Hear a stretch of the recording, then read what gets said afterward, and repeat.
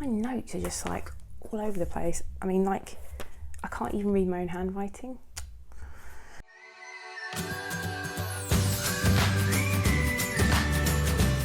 It is a truth universally acknowledged that July is a month to celebrate all things Jane Austen. Hello and welcome to Spread Book Joy. If you're new here, I'm Jack, and if you're not new here, welcome back to Spread Book Joy. And I am full of joy because this week the announcement videos went up for my favourite readathon in BookTube, and that is Jane Austen July. It is hosted by Marissa at Blatantly Bookish, Katie from Books and Things, and Claudia over at Spinster's Library, and I'll put all of their announcement videos in the description box below. Go and watch all three of them. You'll be told all of the challenges that formed this readathon, but also they've each got such brilliant recommendations for each of those challenges, and I got lots of ideas from them. Go and watch those announcement videos, they're really important. Jane Austen July was the first readathon I took part in ever on BookTube before I had my own BookTube account, and I have a lot of love for it. One, because it's one of my favourite authors of all time, and it's actually just given me a deeper love and appreciation for her work.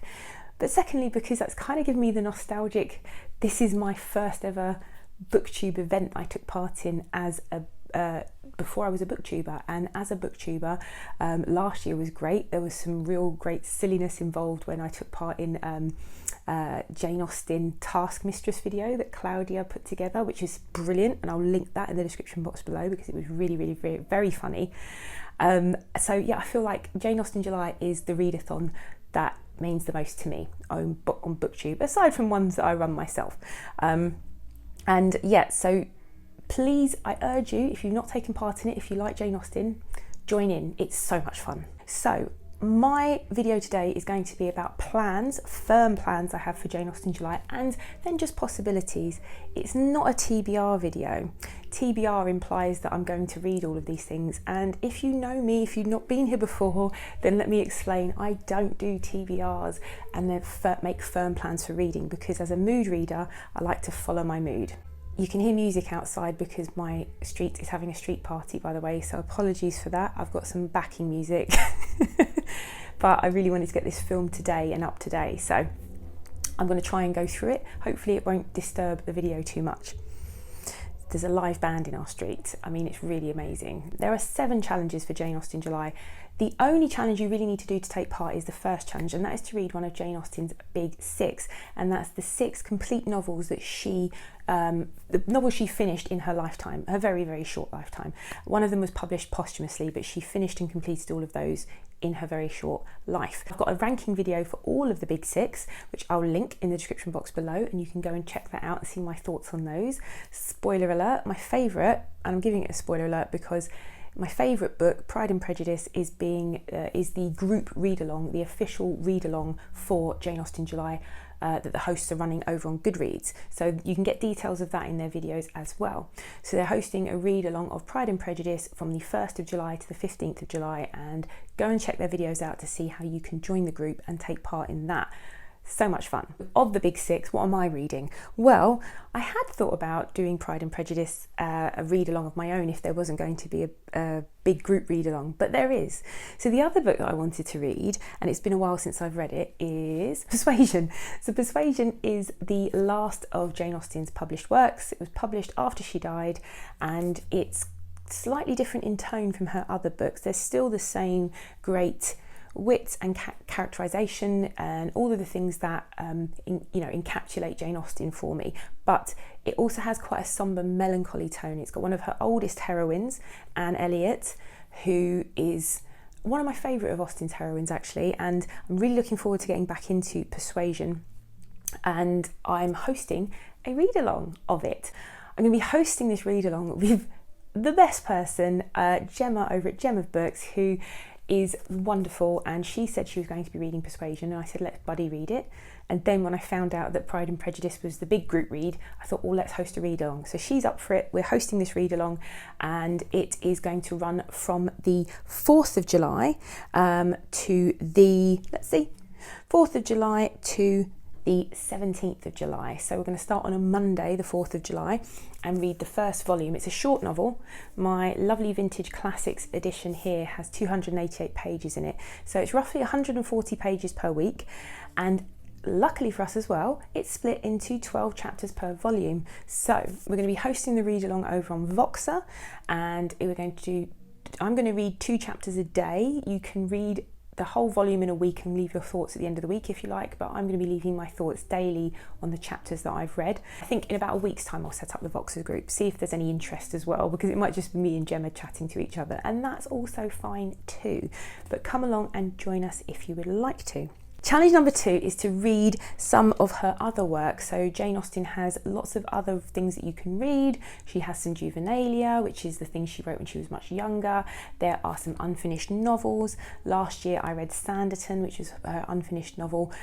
This year I'm going to be joining in with the group read, which is an official group read, again hosted over on Goodreads by the hosts of Jane Austen July, and that is Lady Susan. So Lady Susan is an epistolary novel, very, very short, so told in letters, and it is on running from the 18th of July to the 24th of July, so only for a week because it's a very, very short novel. So that's what I'm going to be joining in on. Challenge number 3 is also a really fascinating one, and it is to read a non-fiction work about Jane Austen or the Regency period. Now, in previous years, I did read Jane Austen at home. I'm not really in the mood for reading about Jane Austen's life at the moment. I think I'm kind of Jane Austen's life. I've got a good overview of it, and I don't know if I want to read anything about her life this year. So I was thinking about something slightly different, and the things that came up for me, my possibilities, are Jane Austen's England by Roy A. Adkins, and that is all about the England at the time that she was alive. Jane Austen, Her Life and Letters, which is by William Austen Leigh, who is her great nephew, I believe, and it's like a collection of her own letters to her family and her family's reflections on her life.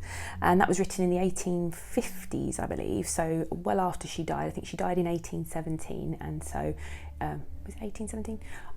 Dates, don't worry about the dates. I've got them all wrong probably, but this book was written well after she died by a sort of distant relative.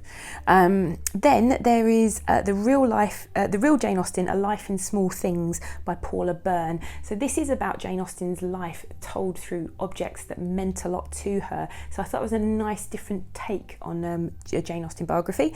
And then one that I'm going to be revisiting for sure, the best book I read on Jane Austen by far, and it is John Mullen's What Matters in Jane Austen, 20 Crucial Puzzles Solved, and that's literary criticism, essays, 20 essays about the minutiae of the books, and it gave me so much. I'd highly recommend reading it if you've read all 6 of her books. If you haven't, there are spoilers throughout, so I'm going to be dipping in and out of those essays, not reading the whole thing again, but I found that really enhanced my understanding of her work and the reading of her work, so I'm going to be dipping in and out of that.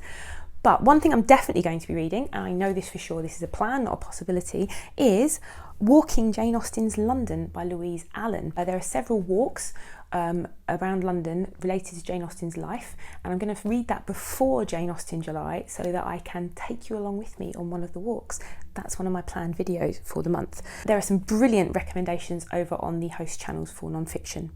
Challenge number 4 is to read a modern retelling of a Jane Austen book, or it's kind of now been updated to include historical fiction set in that period, and I'm thrilled about that because the retellings usually involve a continuation of one of her stories or one of Jane Austen's stories told from the point of view of one of the other characters.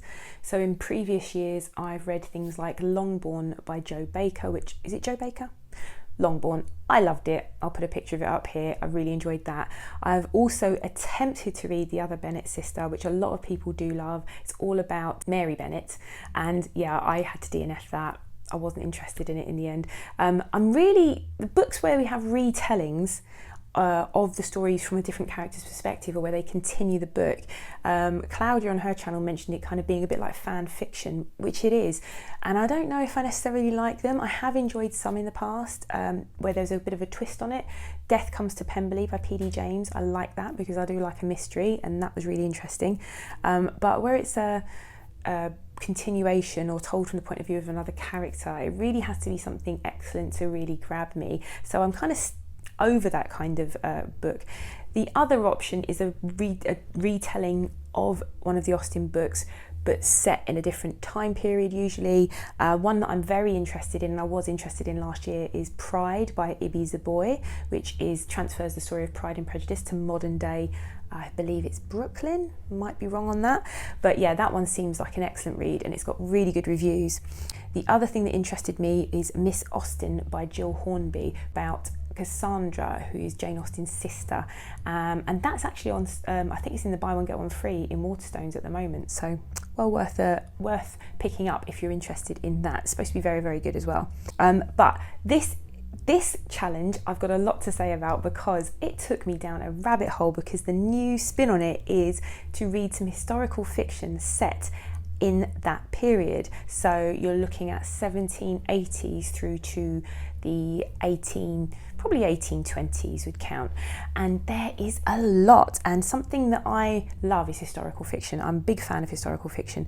I did think about historical fiction that I want to read that may be based around that time already. There is a very big likelihood that I'm going to still be reading War and Peace by Leo Tolstoy at that point. If you've not been in my channel before, I've been reading War and Peace since November. I've been dipping in and out of it. I kind of went off war in general this year for reasons that you could understand of what's going on in the world, but I've just got back into it. I've got about 300 pages to go, and War and Peace is set in that period. It is a historical work of historical fiction. Tolstoy wrote it in the 1800s, 1850s or 60s. I'm not sure, but it is set during the Napoleonic Wars in Russia.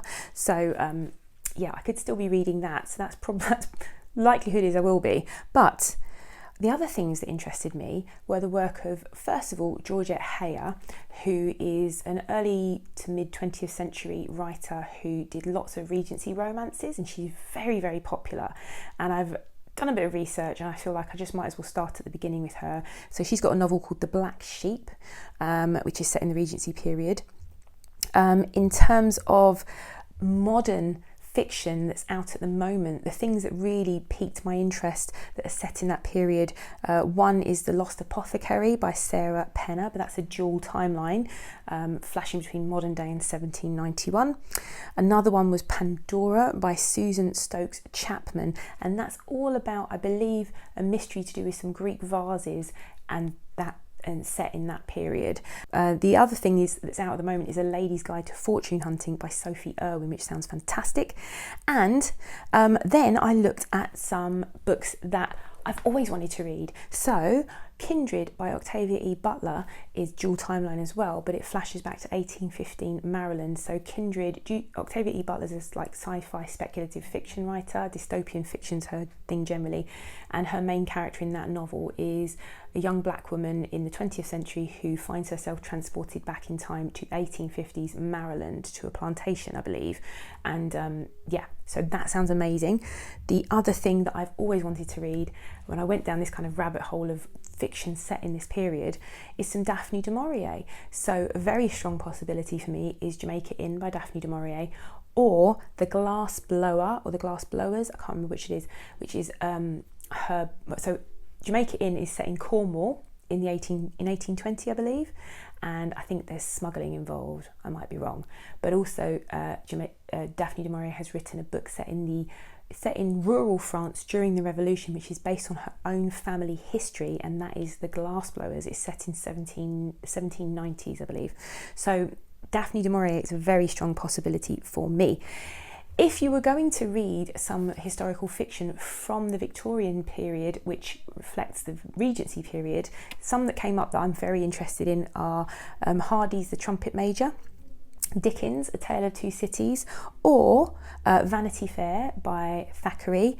And the other one that came up that's apparently set in the early 1800s is Ruth by Elizabeth Gaskell, though I don't know if that's quite correct that it's set in the early 1800s, but if so, I'm just reading some Gaskell at the moment, and Ruth is one I would like to get into, apparently about a woman who has an illegitimate child and how that works out in her life for her at that time. Okay, that was a lot. So the next ones aren't going to take me as long, but that was a section I had to get out to you because I had so much fun researching it. I'm not sure what's going to be my actual reading for it. I imagine War and Peace will be part of it, but there'll be something else. Thinking definitely Daphne du Maurier. Challenge number 5 is to read a book by a contemporary of Jane Austen's. There's a whole list of them over on the host channels. In previous years, I've said I was going to read Frankenstein or Evelina, but I've not managed to do any of that. But if I do get around to anything, one that really interested me was A Woman of Colour, which is an anonymous author who wrote a book about a woman of mixed heritage in the 1700s, an heiress who comes from the West Indies over to England to claim her fortune, and that sounded really fascinating. I found out about that from Katie's channel. Challenge number 6 is watching stuff. So we're going to watch a direct adaptation of a Jane Austen book, so you know, proper full-on period drama, costume drama.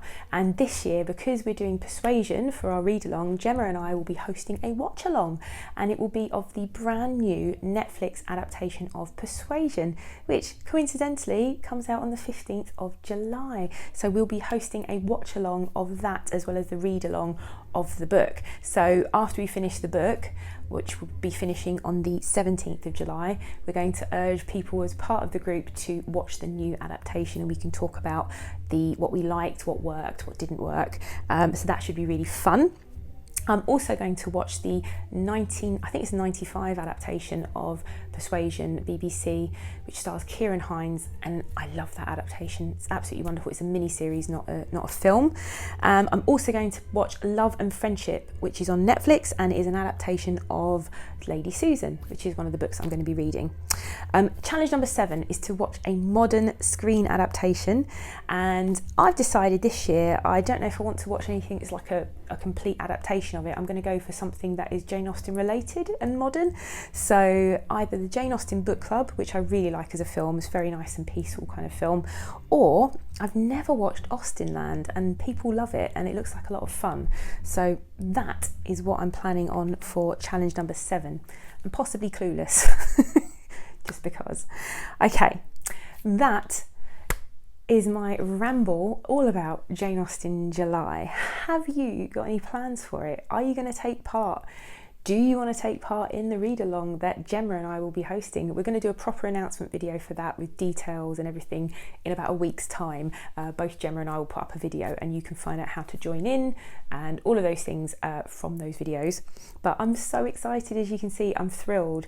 I don't know where Jane Austen July is going to take me in some of my other reading, but I'm sure whatever it is, it'll be wonderful.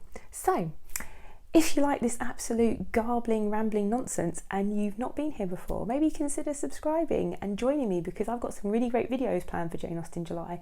I won't talk about them now because I want them to be a surprise, but I'm looking forward to sharing my Jane Austen adventures with all of you.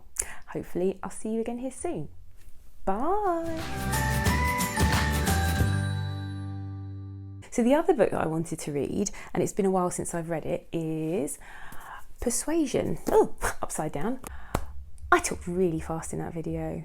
So if anything, just go over to the little cog over on the video down here and click that, and you can slow me down if you think I talk too fast, because I'm aware I can ramble quite fast.